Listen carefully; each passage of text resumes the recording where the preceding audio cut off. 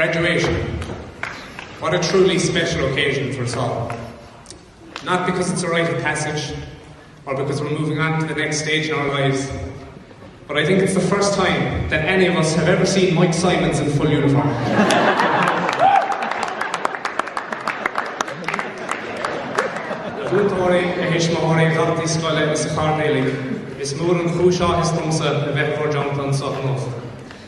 Let me begin with a fitting quote from our year-end Miss Murphy, one I believe summarises and epitomises the ethos of our year group perfectly. You all have 11 o'clock detention on Monday. As most of you are aware, this is not my original year group, but while for 4 years my fellow transition years and I were not in their year, I can assure you we certainly heard enough about them. Not a day went past we didn't hear of some reckless tale of the year below us, perhaps of 2 girls going missing, volunteering in the hospital, only to be found in SuperValu an hour later avoiding an Irish test. This year group was the talk of the school.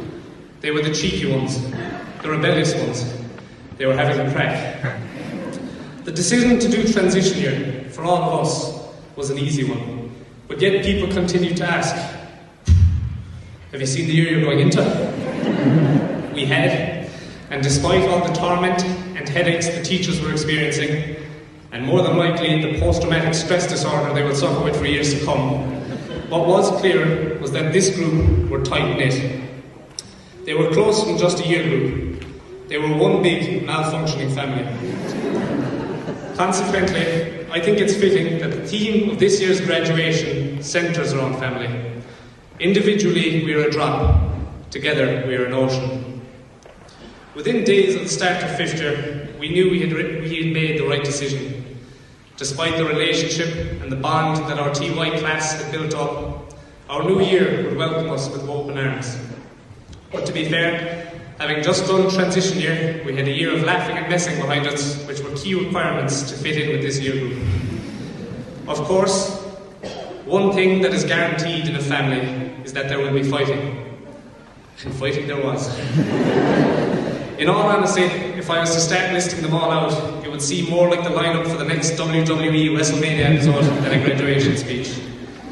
But after every fight, and after every argument, the year did not grow apart, but pulled closer together. No matter how great the upset, or how supposedly insurmountable the hurdle, this year group pulled closer together. And I think that that's the mark of a true family, the strength to overcome hardship, together. To speak metaphorically, and at the risk of sounding like an absolute weirdo, in our big family, the parents are the teachers. I make this comparison not because it fits in with the theme of my speech, but rather to excuse the embarrassment of having called Miss Piggott Mom not once but twice.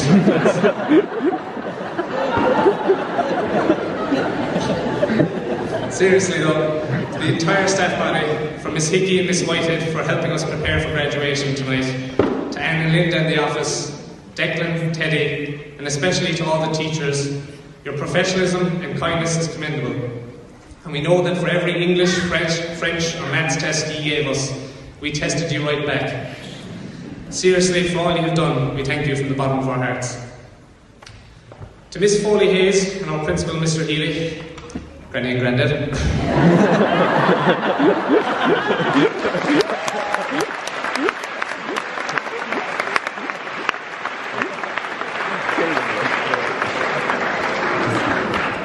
I think it's very easy to fall into the trap of always giving out about those in charge, or when something goes wrong, to blame those above us. But in truth, if we could actually take a step back and watch the work these 2 people undergo on a daily basis, and what they have to deal with, we wouldn't be long reconsidering. These 2 people lead by example. Miss Foley-Hayes through her kind words and helpful manner to all, and Mr. Healy through his bravery, his honesty with his students, and his fairness. For any of you who doubt his fairness, the very fact that only 4 of this year group have been suspended, after some of the stories I heard while writing this speech, is testament to his fairness, I can promise you. To our Vice Principal and Principal, you don't get thanked half enough for what you do, so on behalf of our year group, Mila Buiffis.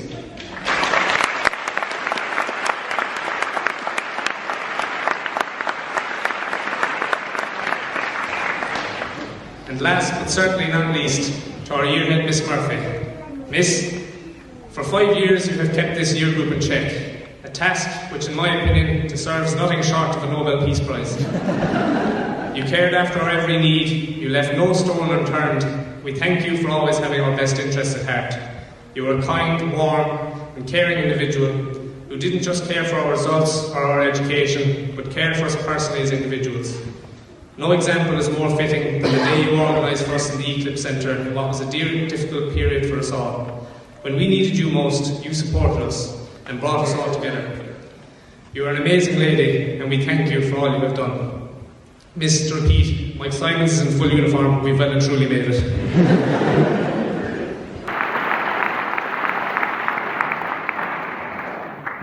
When we reflect on the journey we have made and how far we have come from the silly and immature antics of first years to the lads only being banned from the canteen twice this year for throwing food, it has been a journey of intense spiritual and mental growth. Our football managers, Tom O'Connor and Mickey Ned O'Sullivan, always told us, it's not about the destination, it's about the journey. And what a journey we have to look back on. From our first day in public school to Capital E in second year, to youth club discos. Think of all the lunchtimes spent with your best friends, the ups and the downs, the family and friends we've lost along the way, the relationships, the breakups, playing crunch and break. God knows our journey was like the road to Laura, there were so many twists and turns. But what is for sure is that our journey was a memorable one. Given that the theme for our graduation is family, I'd like to share a quote from one of my own family members, my own late grandmother, Friday. She always said, it's nice to be important, but it's more important to be nice. In this year group, we have Kerry Minor footballers, musicians verified on Spotify, 2 school presidents, and so on. But everyone is kind to each other, everyone values each other's input, and everybody is nice. And finally, as part of the graduation speech, one is supposed to finish with something wisdomous, a profound thought, or perhaps some advice for the future. So I did what every good scholar would do. I sat down at my desk with pen and parchment, and I looked out into the abyss. I took out my iPad and Googled best valedictorian speeches. Every speech I came across shared a line about reaching for the stars or clinging onto your dreams. Real cliche stuff. I wanted to finish with some advice of real relevance to this year group. So to my fellow classmates and graduates of 2019, whatever path in life you may follow, I urge you, number 1, to try as hard as David Choo-Choo in PE. Number 2, to be as happy as Michael Harrington when the teacher doesn't show up for class. And finally, when times are tough, revisit some of these memories and find strength in the journey we have made together as a family. I know I speak on behalf of my year group when I say I loved every moment in this school and will cherish every memory.